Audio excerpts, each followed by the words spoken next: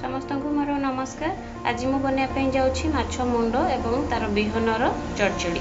से मुझे दुईटी इलिशी माछर मुंड और तार बिहन ताकू भल भाव में हलदी और लुण दी गोले नहीं। परिवार मुझे बैगण बिलाती एवं आलू।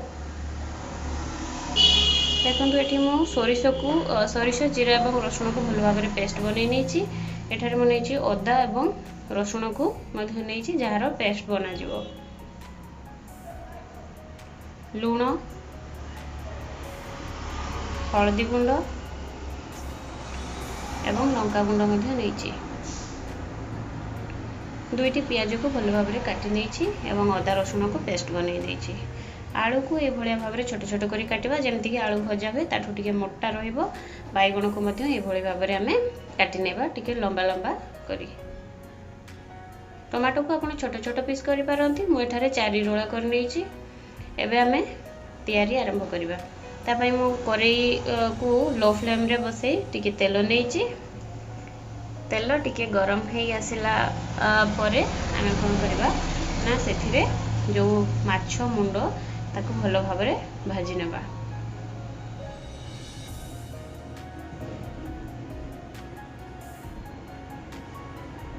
माछ मुंड को आमे दुई पट एमिति ओल्टेई भाजी नबा कारण जदि कंचा रही ताहले तरकारी टिके आमिषिया लगी पारे। तेणुक आमे भल भाव में ताकू भाजी नबा।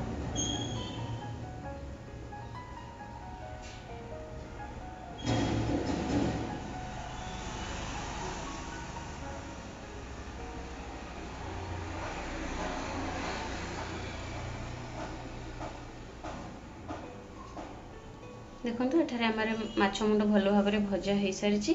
ताकू आमे गोटे प्लेट को बाहर कर नबा एवं जो माछर बिहन ताकू मध्य आमे भल भाव में भाजी नेबा।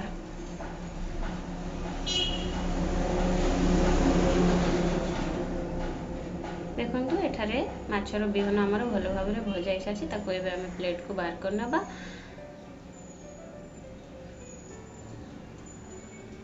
जो माछ भजा होता से तेल को मुझे यूज कर देखु अलग तेल किसी नहीं ना। से प्रथम जीरा पकाई आमे पियाज को पकाई ताकू गोलई नबा।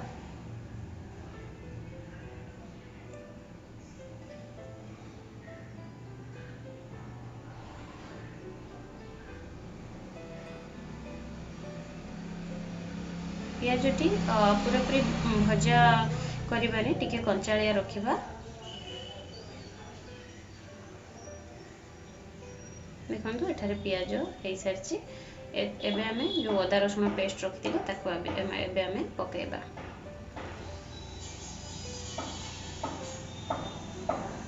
अदा रसुण पेस्ट और पियाज को भल भाव में गोलाई नबा।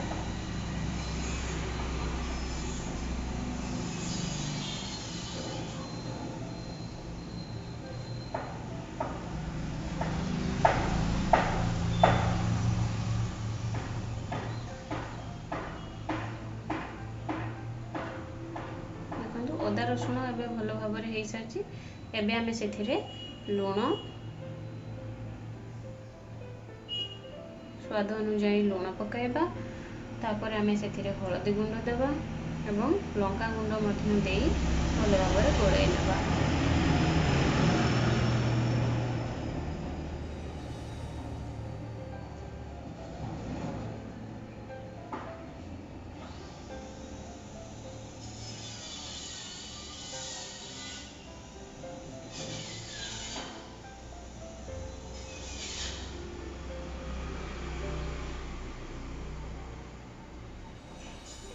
एबे हमें टमाटो दे ताकू भल भाव में गोलाई नबा। टमाटो को जो छोटे छोटे पीस काटी पकाइले बहुत भल।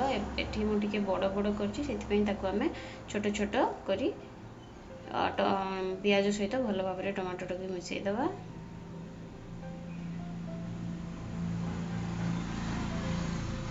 भल भाव में मिसी गला परे आमे जो कटा है रखि आलू को सेथिरे पकाइबा।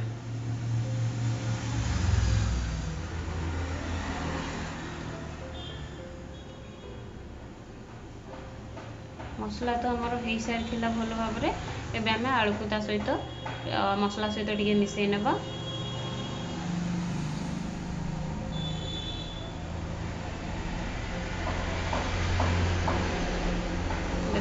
आलू मसला सहित भल भाव में मिसई जाइए तार बहुत सुंदर कलर देखा जाउछि। एबे आमे कोन करबा ना माछ मुंड एवं बिहन जो भजा ही रही ताको आमे एबे से आलू मसला सहित मिसई दबा। बिहन एवं माछ मुंड को भल भाव में आमे भांगी नेबा।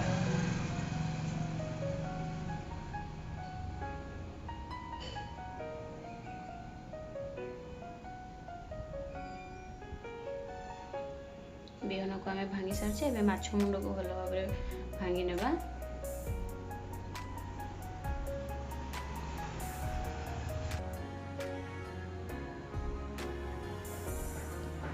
माछ एबे भल भाव में भंगा हो सारा एबे आमे ताको मसला सहित मिसई नेबा भल भाव में।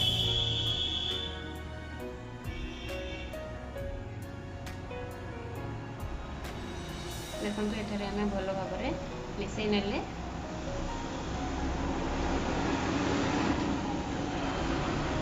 आलू जेहेतु सिझी नहीं आमे कौन करबा ना जो सोरिष पेस्ट रखी से टिके पानी गलई से जो खदड़ा अंश ताको आमे दबानी। देखंतु एबे आमे सोरिष पानी को से मिसई भल भाव में गोलई नेबा।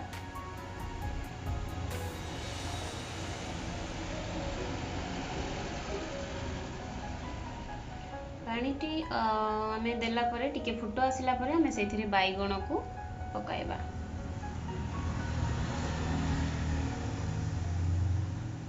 मन रखिबे टिके फुट आसिला परे जाइके आमे बाइगण को पकाइबा।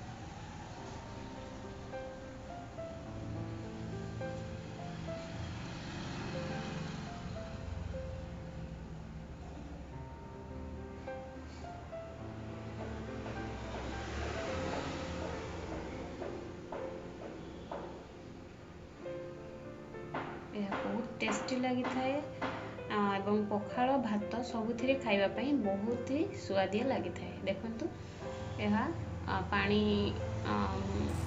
मरी जाइछि एवं भल भाव में चड़चड़ीटी रेडी आसलाणी।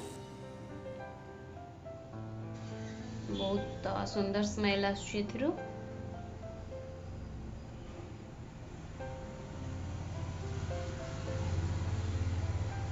एबे चड़चड़ी आमर रेडी हो जाइछि। जदि भल लागिथिबा ताले कमेंट करी जणाइबे। धन्यवाद।